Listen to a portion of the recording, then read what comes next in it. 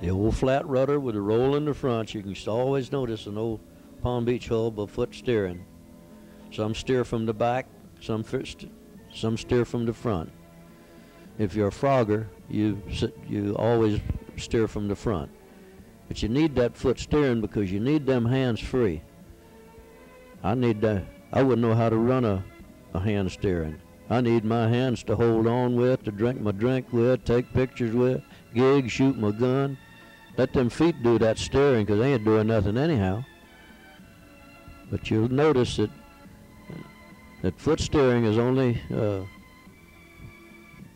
prominent with the old Palm Beach hulls. All over the country, you'll never see foot steering except around here.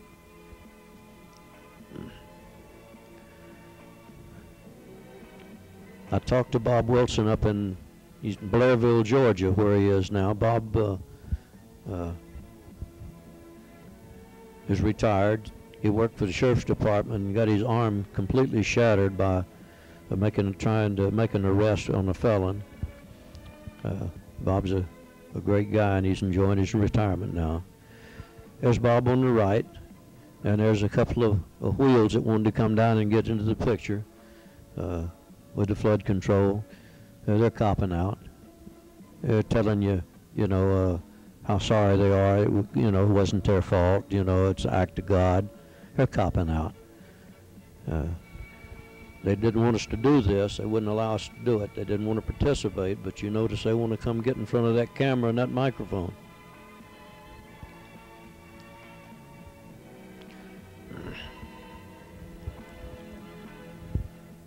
But I don't resent it. That's part of life. They had a job to do, and because of this Operation Deer Save, we become very good friends. We got a lot out of them after that. There's Omus Morris on the right, me on the left, and Bob Wilson interviewing us. You'll notice that Omus and Bob is really aged. Golly, they have really aged in all these years. But look, I look the same. I haven't changed a bit. Omus was a tireless, dedicated president. He's very popular, low-key, laid back, was very popular with both the Game Commission, the Flood Control, and our members. He did us a great job when he was president.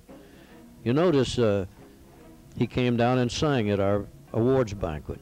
Still got a great voice. He's got a band, a little one-man band. He's enjoying that Florida Power Light pension, and still doing what he wants to do up there in Sebastian with his one-man band. Great guy. Invited him down to see this.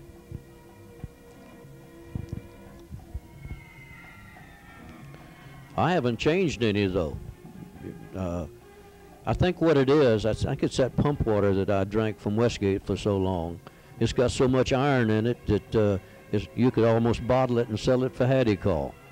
I think it's that iron that's preserved me so readily. So I haven't changed a bit. Well, my face is pretty fat there. Evelyn must be feeding me pretty good. And I noticed I did have a little more hair. Now, what he's saying now needs to be recorded. That's probably a speech that's right next to the Gettysburg Address.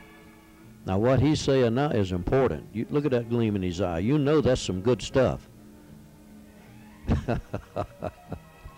Oh, boy. There's LeBlanc, the guy with the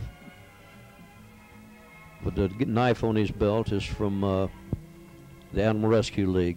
They came down with full force. They brought all their members out. They used to work closely with us. But the Friends of the Animals that we have now, they picket at our boat show. They call us murderers. They call us deer slayers.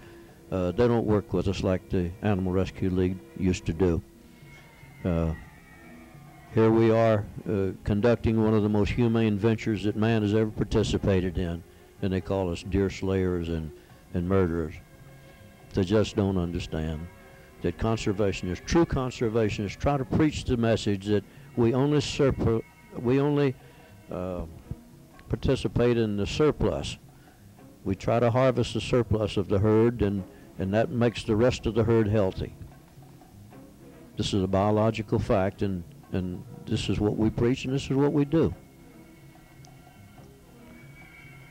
There's another guy wanted to get in front of the camera. He was the game commission.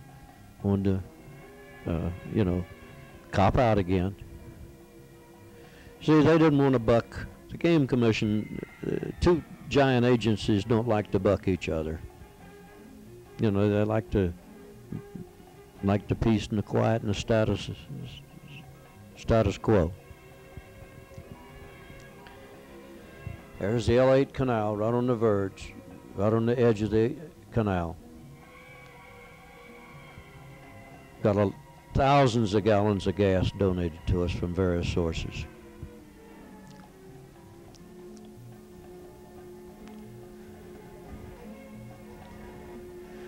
There's Omas again. He was all over the place.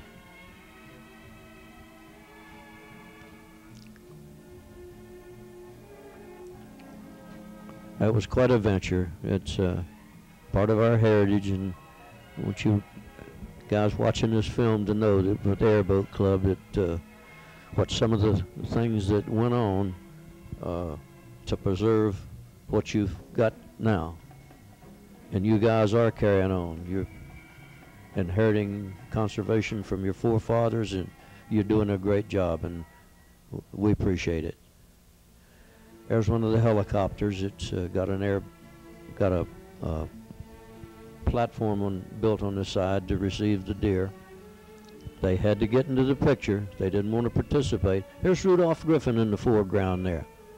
Yeah, Rudolph's passed on now. He got killed in a hunting accident up in Tennessee.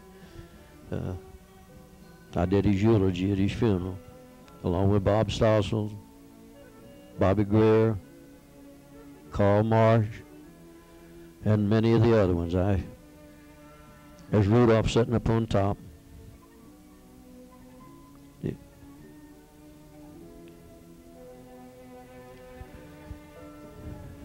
Yeah, well, I've done a lot of eulogies at funerals, but God has seen fit to let me stay, and I'm grateful for it.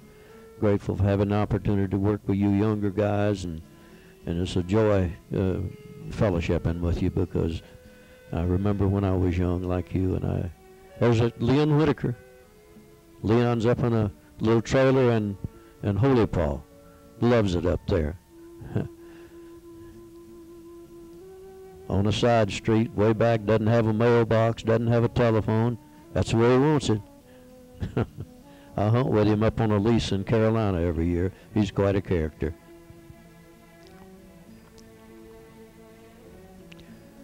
There's a 4x8 sheet of plywood with a map on it that Omas and I put up to give instructions on which areas to search and so forth.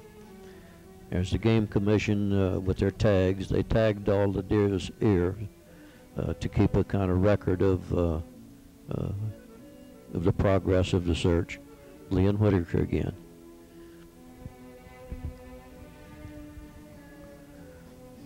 There's Pumping Station 8, one of the giant pumps in the world. And let me tell you, they did turn the pumps on when all this publicity got out. They turned those pumps wide open. When we came out Sunday night, the water had dropped 4 feet. You could see the water marks on the rocks and on the berm. Water dropped 4 feet from the time we went in to the time we come out. That proves the capability of them draining the water off of that land. Lord, when the whole world was looking, they had to turn the pumps on. Well, that's the end of Operation Deer Save, and that's the end of my narration. It's been a joy to narrate it for you. I hope you've enjoyed it. I've certainly enjoyed narrating it for you. So that's God bless all of you.